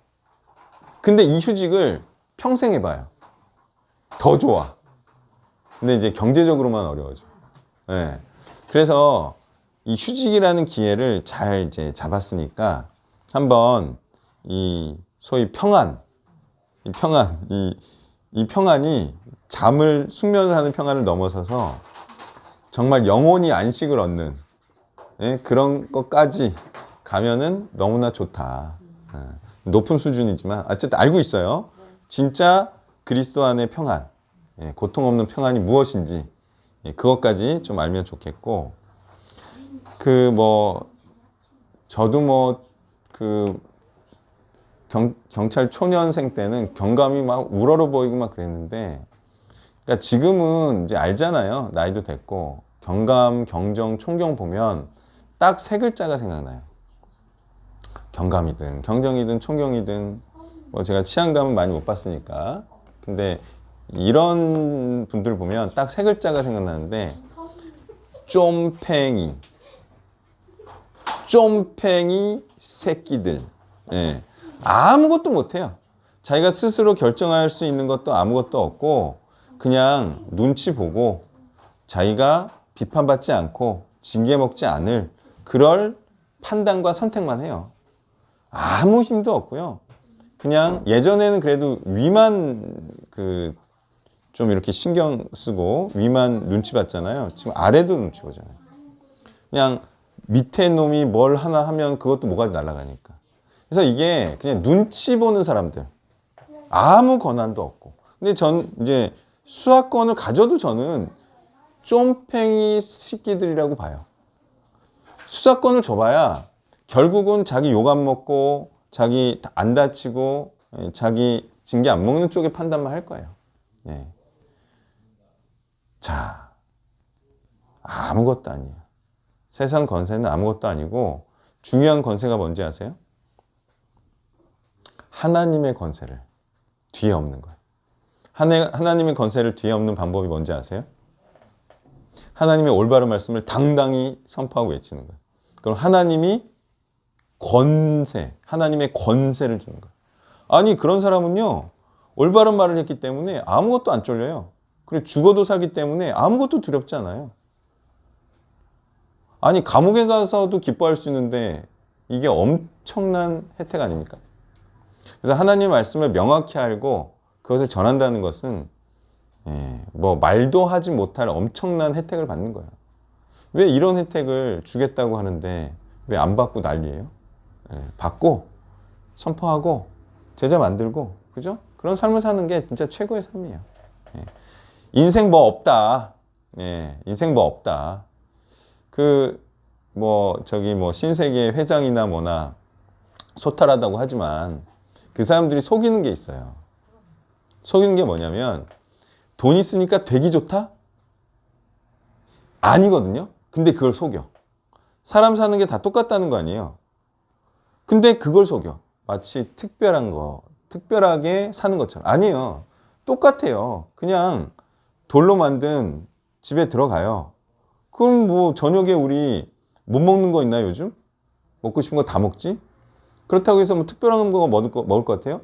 포도하고 사과 사이에 있는 뭐 어떤 특별한 과일이 따로 있을 것 같아요? 망고 말고? 없어요. 우리가 먹는 거 먹는 거예요. 우리 무화과도 먹고 그러잖아요. 근데 마치 특별한 거 먹는 것처럼 그렇게 소위 특별한 사람 행세하고. 그러니까 이제 부자들이 그렇게 거짓말로 꾸미지만 사실은 삶이 다 비슷하기 때문에 그들도 뭐 그냥 부부관계로 살다가 또 이혼도 하고 그러잖아요. 다 사는 게 똑같기 때문에 그래요. 뭐 금칠하고 있으면 특별한 사람이지만 다 뭐 살다 보면 똑같은 사람이지 뭐.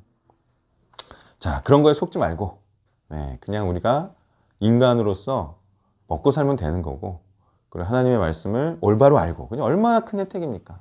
하나님의 말씀을 속지 않고 우리가 올바른 말씀을 알고 있다는 게, 세상으로부터 비난을 받는 이런 말씀을 알고 있다는 게 너무 감사해야 되는 것이고, 그러면 우리가 이 혼자만 알지 말고 이 정말 세상 미워하는 이 복음을 그래도 전해서 정말 하나님께서 기뻐하시는 한 사람 한 사람을 만들어 가자는 거예요.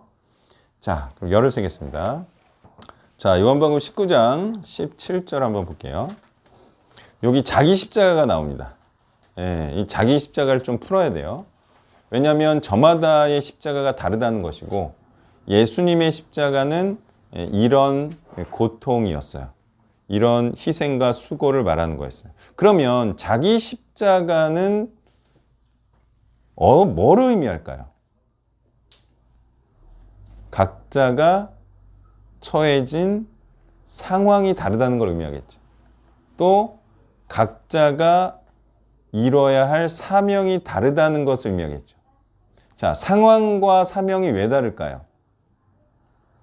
소위 미션이 달라요. 조금씩. 그게 차이가 발생하는 이유는 개인적, 시대적 상황이 다르기 때문이에요. 개인적, 시대적 상황에 따라서 받는 고통이라든지 또는 어떤 핍박의 양태가 달라지겠죠. 그렇기 때문에 십자가의 그 형태가 조금씩 다른 거예요. 개인적, 시대적 상황과 비난과 고통의 정도와 핍박의 양태가 저마다 다르기 때문에 자기 십자가를 진다는 것은 이런 고통과 핍박을 이겨내서 원하는 것을 이뤄내는 것을 의미하죠. 자, 자기 십자가를 진다는 것은요, 십자가만 진다는 것이 아니에요. 왜냐하면 예수님께서 십자가만 지신 것이 아니죠. 십자가를 지심으로 하나님의 뜻을 이루어냈죠. 그래서 자기 십자가를 진다는 것은 자기에게 주어진 사명을 감당하는 것뿐만 아니라 감당함으로써 그 미션을 이루는 것까지를 포함한다는 거죠. 여기서 한 가지 더 말을 하면 자기 십자가를 진다는 것은 고통과 핍박을 인내한다는 거죠. 그리고 인생을 절제함으로 힘들어서 포기하는 것을 안 하는 거예요. 자, 그래서 이 십자가를 지면 일이 된다는 것은 무엇을 의미하냐면 끝까지 인내하고 어려움을 이겨내고 감당하기만 하면 일은 된다는 거예요. 이 원리를 이해하셨나요? 끝까지 포기하지 않고 그 일을 하기만 하면 미션은 컴플리트 된다는 거예요. 이게 성경에서 말하는 원리예요. 자, 십자가를 지면 원하는 열매를 얻을 수 있다. 포기하면 열매를 못 얻는다. 그러므로 행한다는 것은 곧 이룬다는 것을 의미한다는 거예요. 자, 기도하고 마치겠습니다. 하나님, 정말 하나님의 뜻대로 순종하여 하나님의 뜻을 이루신 예수 그리스도의 사역과 희생을 보며 우리도 예수님처럼 우리의 사명을 감당하는 자로 살고 그래서 하나님의 뜻을 이루고 하나님을 영광되게 하는 참으로 하나님의 말씀에 순종하는 자로 살기를 원하며 예수님의 이름으로 기도했습니다. 아멘.